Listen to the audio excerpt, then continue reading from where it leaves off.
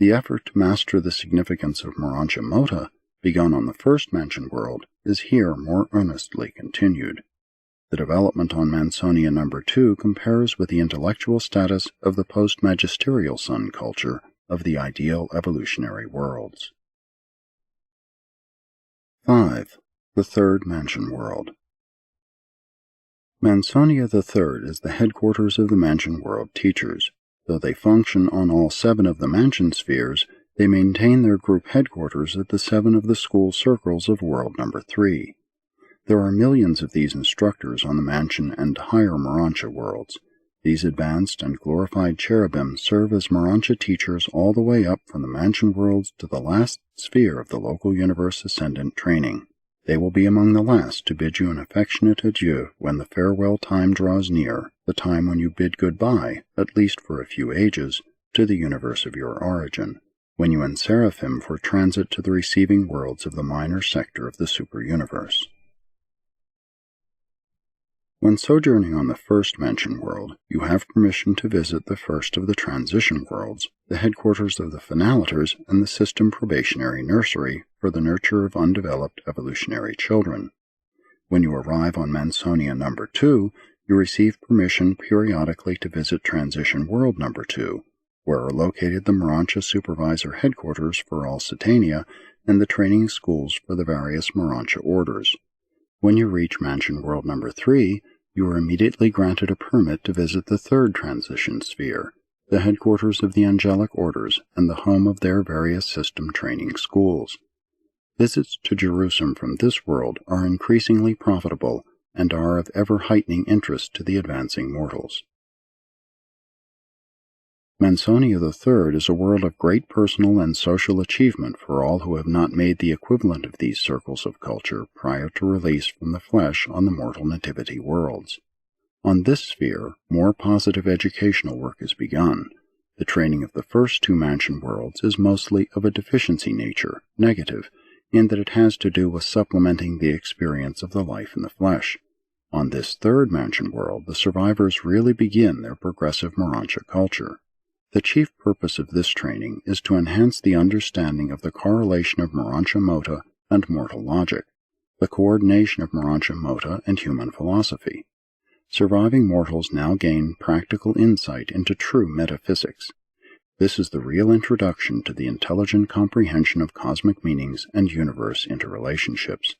The culture of the third Mansion world partakes of the nature of the post-bestowal sun age of a normal inhabited planet.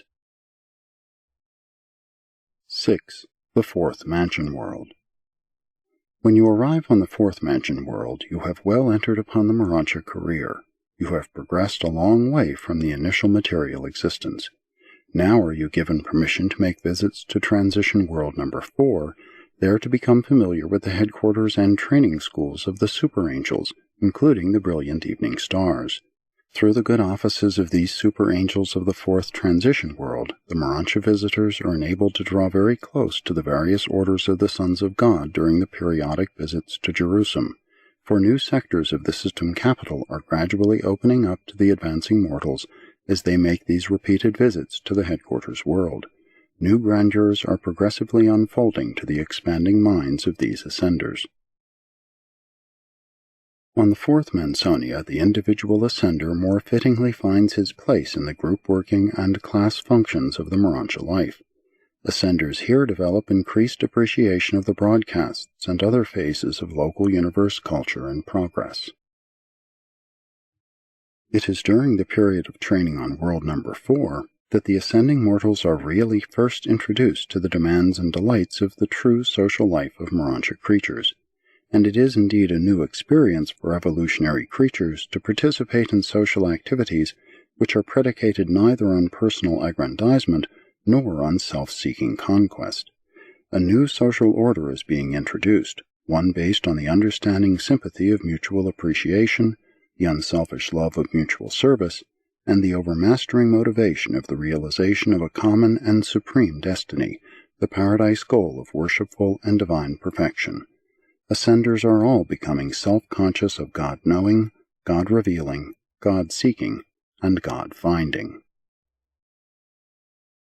The intellectual and social culture of this fourth mansion world is comparable to the mental and social life of the post-Teacher Sun age on the planets of normal evolution. The spiritual status is much in advance of such a mortal dispensation. 7. The fifth mansion world. Transport to the fifth mansion world represents a tremendous forward step in the life of a Urantia progressor. The experience on this world is a real foretaste of Jerusalem life. Here you begin to realize the high destiny of the loyal evolutionary worlds, since they may normally progress to this stage during their natural planetary development. The culture of this mansion world corresponds in general to that of the early era of light and life on the planets of normal evolutionary progress. And from this you can understand why it is so arranged that the highly cultured and progressive types of beings who sometimes inhabit these advanced evolutionary worlds are exempt from passing through one or more, or even all of the mansion spheres. Having mastered the local universe language before leaving the fourth mansion world, you now devote more time to the perfection of the tongue of Uversa, to the end that you may be proficient in both languages before arriving on Jerusalem with residential status. All ascending mortals are bilingual from the system headquarters up to Havona, and then it is only necessary to enlarge the superuniverse vocabulary, still additional enlargement being required for residence on Paradise. Upon arrival on Mansonia number 5, the pilgrim is given permission to visit the transition world of corresponding number, the Sun's headquarters.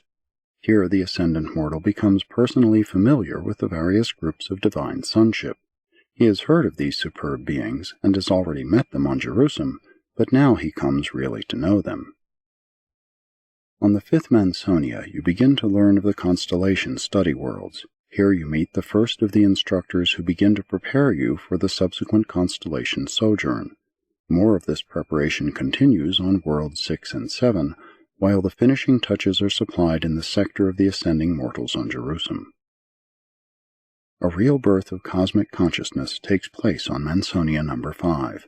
You are becoming universe-minded. This is indeed a time of expanding horizons.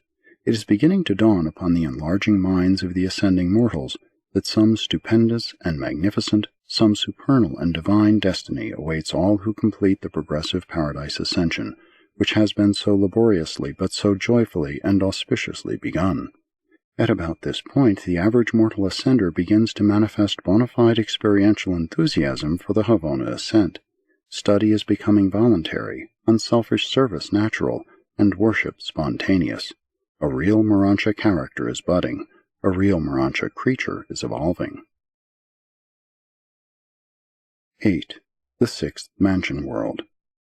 Sojourners on this sphere are permitted to visit transition world number 6, where they learn more about the high spirits of the superuniverse, although they are not able to visualize many of these celestial beings.